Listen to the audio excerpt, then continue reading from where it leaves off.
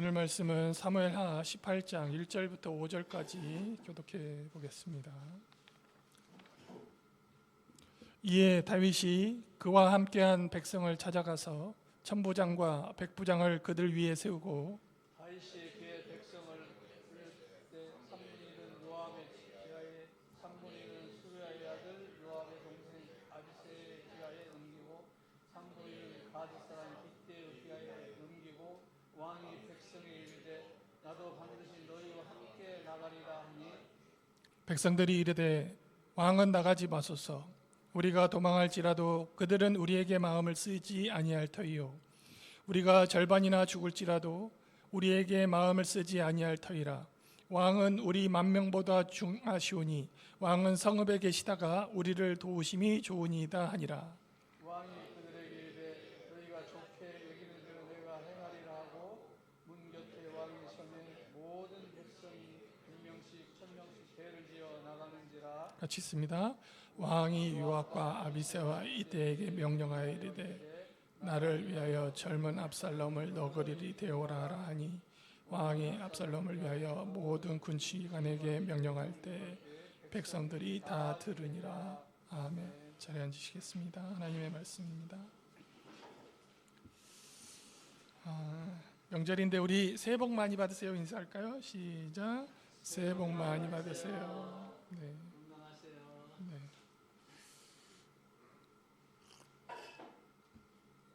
지난 시간 말씀에 다윗이 아들 때문에 도망가다가 어떤 성에서 자리를 잡고 아들은 다윗을 추격해서 다윗과 압살롬이 대치를 하고 있습니다. 길르앗 산지에서 서로 진을 구축하고 이제 두 군대가 맞붙기 일보 직전입니다. 오늘 본문에서 다윗 인생의 가장 슬픈 장면이 나옵니다. 우리는 다윗의 인생을 보기 위해서 사무엘하 말씀을 보고 있는 중인데요. 이 전쟁에서 다윗 쪽은 수적 열세에 처해 있고 이 다윗을 따르는 백성들의 생존이 걸린 전쟁이었습니다. 그런데 아들을 살리려는 아버지의 간절한 부탁이 나옵니다. 이 부탁은 자신을 따르는 수많은 충신들의 목숨을 담보로 하는 도박이었습니다. 이때 총사령관 요압이 왕의 사사로운 감정보다 공동체의 안녕이 중요함으로 결단을 합니다. 비록 왕의 명령은 거절하는 일이었지만 그는 전쟁을 끝내기 위해서 압살롬을 제거하기로 결심을 합니다. 성경은 압살롬의 최후를 이렇게 묘사합니다. 그의 교만과 허영에 대한 하나님의 심판이다. 과연 이 거듭된 비극 속에서 하나님은 우리에게 어떤 메시지를 주고 계시는지 말씀 1절을 같이 합독하겠습니다. 시작. 이에 다윗이 그와 함께한 백성을 찾아가서 천부장을 그들에게 다윗과 압살롬의 결전이 드디어 시작됩니다. 압살롬의 군대는 바닷가의 모래알같이 많았습니다. 후세의 조언대로, 그러니까 지략가 두 번째 지략가 후세의 조언대로 압살롬은 이스라엘 끝 단에서 마지막 끝 부엘세바까지 전국에서 백성을 총동원했습니다.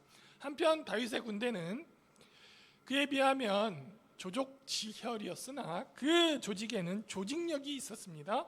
본문 1절, 2절은 다윗이 군대를 어떻게 조직을 하고 있는지 보여주는데요. 1절은 같이 읽으셨고 이어서 2절 봅니다. 다윗이 그의 백성을 내보낼 때 3분의 1은 요압의 휘하에 3분의 1은 수르의 아들 요압의 동생 아비새의 휘하에 넘기고 3분의 1은 가드 사람 이때의 휘하에 넘기고 왕이 백성에게 이르되 나도 반드시 너희와 함께 나아가리라 하니. 여기 보시면은 1절에 일반 백성 위에 백부장, 천부장 같은 간부를 먼저 세웁니다. 또 그들을 통솔하는 요압과 아비새 이때 3명의 사령관을 세웁니다. 또 이어서 4절을 보시면 모든 백성이 100명씩 1000명씩 대를 지어 나아가는지라. 이 기록을 보시면 다윗이 조직한 대로 이 조직으로 움직이는 모습이 우리 눈에 들어옵니다. 또한 다윗의 부하들은 전쟁 경험이 풍부한 장병들이었습니다. 수루야의 아들 요압 그리고 아비새는 다윗과 함께 광야를 누비면서 수많은 전투를 경험해본 지휘관들이었습니다. 그리고 이때는 다윗이 블레셋의 용병으로 자기 몸을 맡겼을 때 다윗을 도와서 전국 각지를 돌아다니며 왕의 명령에 따라 이 약탈 전쟁을 수행하던 장수였습니다. 그러니까 광야에 그 수많은 군대와 맞붙어 본 적도 있고 게릴라전을 맞붙어 본 적도 있는 이 총사령관 3명을 다윗이 보유하고 있었던 것이죠. 이처럼 다윗의 군대는 비록 숫자는 적었으나 조직력과 전투력에 있어서 압살롬 군대를 능가하고 있었습니다. 여기서 또 하나 중요한 것이 있는데 이 길르앗 지역은 다윗의 군대에게는 앞마당 같은 곳이었어요. 왜냐하면 다윗이 마하나임이라는 성을 이미 자기 요새로 구축을 했고 길르앗 지역 사람들이 이미 모두 다 다윗 편에 섰기 때문입니다. 그런데 전투에서 다윗에게 약점이 하나 있었어요. 그 약점은 바로 다윗 자신이었어요. 여기 보면은 그는 자기 아들 압살롬을 5절에 보시면 너그럽게 대하라고 명령합니다. 이 5절에 너그러이 대우하라. 다윗의 말은 죽이지 말고 목숨은 지켜라라는 뜻이에요. 이처럼 다윗이 압살롬을 죽이지 말 것을 세 사령관들에게 명령하면서 그 명령을 할 때 모든 백성이 들을 수 있도록 그렇게 명령을 했어요. 이게 무슨 뜻이냐면 이 장군들이 딴 마음을 품지 못하도록 압살롬을 죽이지 못하도록 일반 사병들을 다윗이 그 사령관들을 감시할 수 있도록 그런 조치를 취한 것입니다. 문제는 이런 다윗의 지시가 이 전쟁의 성격과는 전혀 어울리지 않는다는 것입니다. 이 전쟁의 성격은 뭐냐면요, 우두머리가 죽어야 끝나는 전쟁이에요. 우리 장기에서 보면 다 죽어도 상관없는데 이 장수를 죽여야 끝나는 전쟁이었어요. 장군들이 압살롬을 죽이려는 것은 그러니까 너무나 당연한 것이었어요. 만약에 장수들이 이 압살롬을 죽이지 않으면 계속해서 아군들의 희생이 늘어나가는 전쟁이었어요. 드디어 맞붙었고 다윗의 군대가 승리를 합니다. 6절을 함께 봉독합니다. 예, 시작.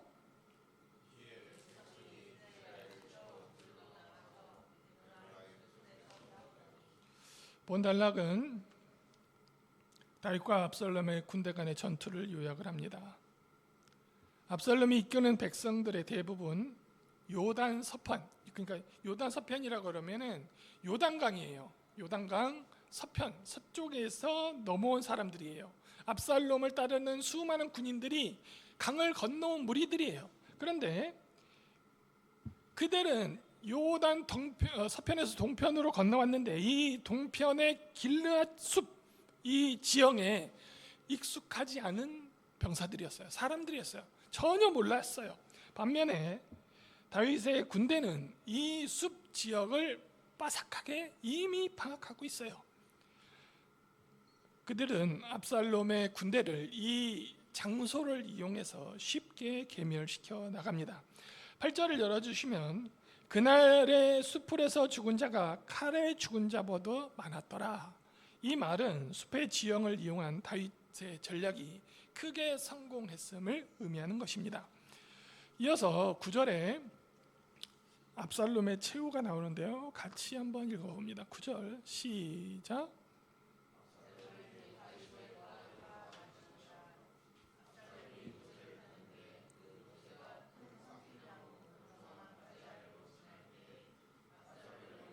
그 상수리 나무에 걸림에 그가 공중과 그 땅 사이에서 그가 땄던 노새는 그 아래로 빠져나간지라. 여기 9절에 압살롬이 이제 전쟁이 치열한 중에 압살롬이 왕이잖아요. 제 생각엔 최후방이 있었을 것 같아요. 그래서 자기의 그 사령관에게 지시를 하고 사령관이 군대를 청소하는 그런 게 있었을 텐데 이게 전선이 매우 넓었어요. 그런데 다윗의 부하들이라고 하면 다윗의 그 군의병 경원 정도 됐겠죠. 매우 육체적인 피지컬이 뛰어난 부하들이 압살롬과 마주칩니다. 압살롬이 그때 왕들만 타는 노새를 타고 있었는데 노새가 이제 압살롬이 피했겠죠. 이 10명이었다고 나오거든요. 이 10명이 쫓아가니까 노새를 타고 막 달려갈 때 상수리 나무가 이렇게 매우 무성했다고 그래요. 번성했다고 그래요. 그 가지 안으로 달려갈 때 압살롬이 이제 노새를 타고 가면은 이렇게 반동이 있을 거 아닙니까? 머리가 그 상수리 나무에 걸렸어요. 그러니까 이 머리가 걸리니까 이 노새는 그냥 쏜살같이 가고 이 압살롬이 대롱대롱 매달려 있는 상태였어요. 자, 나귀는 그 주인을 남겨둔 채 상수리 나무를 지나가게 됩니다. 압살롬의 긴 머리는 그의 자랑이었습니다. 하지만 자기의 자랑거리 머리가 나무에 걸려서 그의 죽음의 가장 큰 원인을 제공하게 되었습니다. 10절을 보시면은 그를 최초에 발견한 그 부하가 요압의 부하라고 써 있는데 그를 해하지 않고 그 소식을 요압에게 즉시 전달을 합니다. 요압이 달려와 칼로 그 심장을 찔렀어요. 그러니까 부하가 와서 사령관에게 전달을 하고 사령관이 와서 요압의 심장을 찌르기까지 굉장히 오랜 시간 매달려 있었던 것 같아요. 자, 유대인의 전승에 따르면 압살롬이 이렇게 매달려서 땅에 위에서 이렇게 아래를 보니까 지옥문이 열려 있었던 것 같다고 표현을 했어요. 그러면 압살롬의 양쪽에는 지금 단검이 딱 채워져 있습니다. 제 생각엔 그래요. 단검을 빼서 머리를 자르고 도망쳐야 되잖아요. 그런데 자신의 목숨이 위태로운 상황에서도 자기의 이 자랑 머리카락을 지키려고 했던 것 같아요. 11절을 열어주시면 요압의 부하 중 하나가 압살롬이 상수리 나무에 달려있다고 보고를 하자 요압이 이렇게 얘기하는 거예요. 너는 왜 그 압살롬을 쳐 죽이지 않았느냐 이렇게 물어요. 추궁을 해요. 그리고 네가 만약 그렇게만 했으면 내가 은 열량과 허리띠를 보상으로 줬을 것인데 그러면서 지금이라도 가서 그를 죽이라고 권을 합니다. 요압은 왜 즉시 죽이러 가지 않고 자신의 부하가 이 압살롬이 자기 대신 가서 죽이기를 원했을까요? 요압도 아까 왕의 명령이 두려웠기 때문이에요. 11절을 보시면은 11절 12절 우리 같이 읽어보죠. 천천히 요압이 시작. 요압이 그 알린 사람에게 이르되 내가 보고 이스라엘 전장에 쳐서 땅에 떨어뜨리지 아니하였느냐 내가 내게 은 10개와 띠 하나를 주었으리라 하는지라. 그 사람이 요압에게 대답하되 내가 내 은 1000개를 받는다 할지라도 나는 왕의 아들에게 손대지 아니하겠나이다. 우리가 들었거니와 왕이 당신의 이때에게 명령하 이르기를 삼가 누구든지 젊은 압살롬을 해야지. 여기 12절을 보시면 요압의 부하가 압살롬을 즉시 죽이지 않은 이유를 두 가지로 설명합니다. 첫 번째, 이 압살롬은 왕의 아들이다. 나는 내 손으로 왕의 아들을 죽이지 않을 것이다. 둘째는 모든 백성들이 있는 가운데 다윗은 자기 압살롬을 부드럽게 너그러이 대하라고 했었다. 그 부하가 여러분 설령 요압의 뜻대로 그 부하가 압살롬을 죽였다 하더라도 왕이 그 사실을 알게 되었을 때 자기의 장수 요압은 자기의 부하를 보호하지 않았을 것입니다. 요압도 압살롬을 죽이는 것이 왕명을 명시적으로 어기는 것임을 누구보다도 잘 알고 있었기 때문에 그를 막 달려가서 죽이지 못하고 망설이고 있는 거예요. 하지만 그는 압살롬을 죽이지 말라는 왕의 명령이 왕의 직무에 비해서 왕의 직무에 충실한 명령이 아님을 깨달았던 거예요. 요즘 말로 하면은 대통령이 군 지휘관에게 불법적인 명령을 내린 거예요. 요압의 판단에 다윗은 감정에 치우쳐서 공사를 혼동하고 잘못된 명령을 내리고 있어요. 저는 이 말씀을 보면서 12.3 비상계엄 때 그 후속 부대에게 서강대교를 넘지 말라 이렇게 지시한 조성현 수방사 1단장이 생각이 났습니다. 부당한 명령에 불응한 것이죠.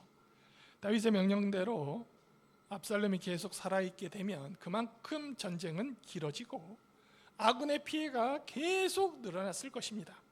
수적으로 절대적 열세에 놓인 다윗의 군대에게 장기전으로 가면 패배가 분명했습니다. 또한 이 전쟁은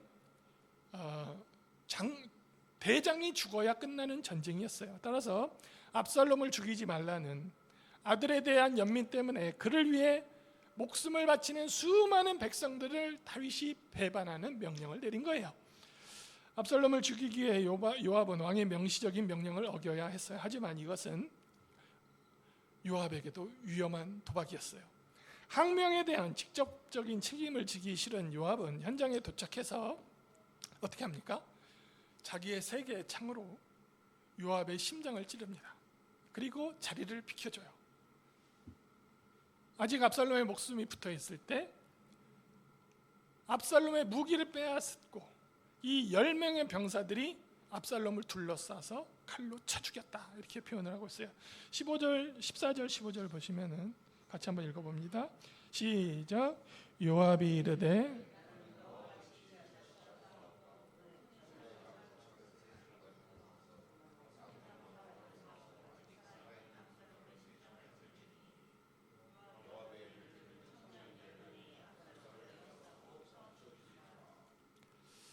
이렇게 하여 요압이 압살롬을 창으로 찔렀지만 마지막은 그가 해결하지 않았습니다. 흥미로운 것은 다윗이 아들의 죽음에 대해서 누구에게도 책임을 묻지 않았다는 거예요. 누군가는 왕의 명령에 대한 거역에 대한 책임을 져야 하지만 누구도 처벌을 받지 않았어요. 반란이 모두 진압된 후에 요압은 여전히 군사령관으로 군을 이끌고 있었습니다. 유대인들은 이 압살롬의 죽음을 인과응보로 이해했습니다. 즉 압살롬은 죄에 대한 하나님의 심판으로 죽었다고 이해를 하고 있어요. 이에 그의 죽음에 대해서 탈무드가 이렇게 기록하고 있어요. 압살롬은 머리를 자랑으로 생각했으므로 머리가 나무에 걸리게 되었고 그의 아버지 첩 10명과 동침한 것 때문에 청년 10명의 10개의 창에 찔려 죽임 당했다. 유대인들이 읽는 탈무드에 압살롬에 대해서 이렇게 기록하고 있어요. 한편 압살롬이 죽자마자 요압은 나팔을 불어서 전쟁을 끝냅니다. 이것은 이 전쟁이 처음부터 왕이 죽어야 끝내는 전쟁이었음을 확인하는 것이죠. 요압은 도주하는 이스라엘 백성들을 쫓지 말라. 그리고 자기 병사들을 철수시킵니다. 그리고 압살롬의 시체를 거두어다가 그 숲 구덩이에 던져버려요. 그리고 그 위에 돌무더기를 쌓아버렸어요. 왕족은 그 시신을 추스려서 조상의 묘에 묻어주어야 해요. 예루살렘에 가져와서 조상의 묘에 묻어주어야 했습니다. 그리고 왕들이 묻히는 그 무덤에 그 압살롬을 적어도 왕의 후손은 그렇게 묻어주어야 했어요. 하지만 요압은 숲속 구덩이에 그냥 버려버려요. 한편 모든 이스라엘은 각자 자기 장막으로 도망했다라고 표현해요. 압살롬이 죽자 그를 따르던 이스라엘의 그 전국에서 모였던 군인들이 뿔뿔이 자기 지파로 돌아갔어요. 말씀을 정리하겠습니다. 이 글을 보면 하나님은 교만한 자를 반드시 낮추십니다. 압살롬은 그의 자랑이었고, 압살롬의 머리는 그의 자랑이었고, 그의 아름다움과 인기와 정치력은 압살롬의 무기였습니다. 그러나 그 자랑이던 머리카락이 공중에 매달린 채 수치를 당하고 죽음에 이르게 되었습니다. 하나님은 우리가 붙들며 자랑하는 것, 하나님보다 더 의지하는 바로 그것으로 우리를 낮추시고 모든 은혜와 영광이 하나님에게서 온다는 사실을 우리에게 가르쳐 주십니다. 성도 여러분, 여러분이 받으신 재능, 여러분이 갖고 있는 외모, 학벌, 재산, 그리고 자녀들까지 이 열매 하나하나 하나님께서 주신 것임을 기억하시기 바랍니다. 이것들이 자기의 과시 도구가 되는 순간 압살롬의 머리처럼 하나님의 심판이 우리에게 임하는 저주가 되고 말 것입니다. 하나님 앞에서 겸손하셔서 항상 하나님께서 주시는 은혜를 경험하면서 평강의 안락한 삶을 누리시는 성도 여러분 되시기를 주님의 이름으로 축복합니다. 아멘. 제가 기도하겠습니다. 사랑의 하나님 감사합니다. 아버지를 대적하다 결국 전쟁을 일으키고 단에서 부엘세바까지 모든 군사를 동원해서 큰 군사력으로 대항을 했으나 아버지 다윗의 조직적인 군사력에 맥없이 무너지고 만 요압을 봅니다. 그는 자기의 자랑거리 머리가 상수리 나무에 걸려서 허무하게 이 세상을 마치고 말았습니다. 하나님의 자녀들, 충만한 교회 하나님의 백성들, 하나님께서 주신 것들 자기 자랑 삼지 않고 하나님께 영광 돌리는 하나님의 자녀들 되게 하여 주옵소서. 그리하여 하나님의 은혜를 감사하게 여기고 항상 겸손한 하나님의 자녀로 세워 주옵소서. 충만한 교회를 위해 이 일을 위해서 사용하시고 하나님께서 충만한 교회를 통해서 하나님의 말씀이 선포될 때마다 무릎을 꿇고 겸손히 말씀을 받는 하나님의 자녀들 되게 하여 주옵소서. 예수님 이름으로 기도했습니다. 찬송가